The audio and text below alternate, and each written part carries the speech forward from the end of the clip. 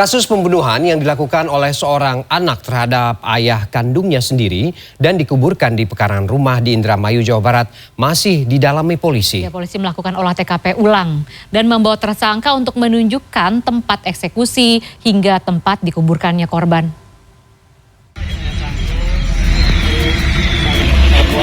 Kanan, samping kiri.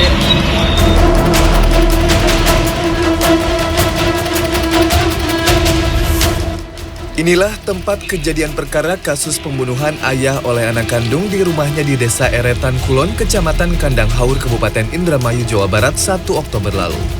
Saat olah TKP Rabu siang, kepada polisi tersangka menunjukkan tempat ia menguburkan jasad ayahnya di pekarangan rumah.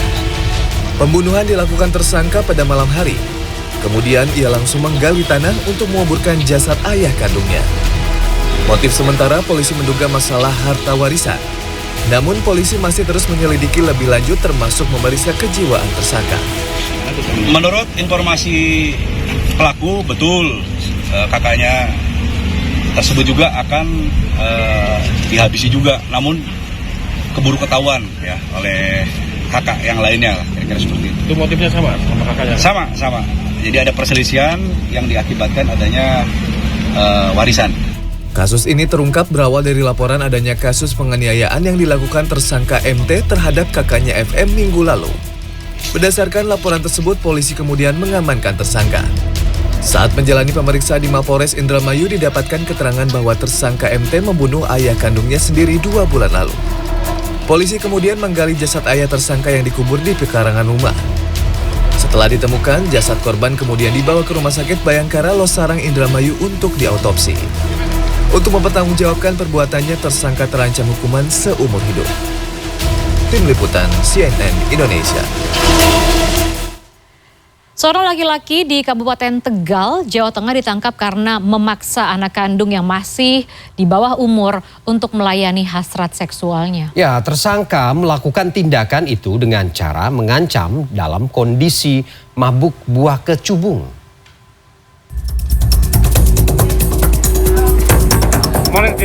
Pria berinisial SJ warga Kecamatan Balapulang, Kabupaten Tegal harus berurusan dengan hukum karena melakukan pencabulan terhadap putri kandungnya.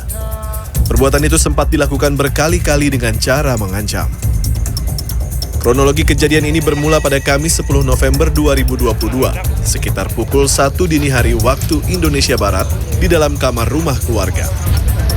Saat itu korban sedang tidur di kamar bersama ibu kandung dan adiknya. Pelaku masuk ke dalam kamar dan meraba-raba organ dalam anaknya. Selanjutnya tersangka memperkosa putrinya. SJ mengancam akan menggorok anaknya jika berani mengadukan ke ibunya. Kasus ini terungkap setelah Wati mengadukan perbuatan bapaknya ke ibu. Korban bersama ibu kemudian melaporkan ke kepolisian. Dari laporan korban, polisi kemudian mengamankan SJ. Peristiwa ini sudah dilakukan berulang-ulang sebanyak 5 kali menurut pengakuan daripada korban, dan dilakukan di dalam rumah tersangka sendiri. Dan kenapa ini tidak langsung dilaporkan? Karena korban diancam akan dibunuh atau digorok oleh ayahnya sendiri.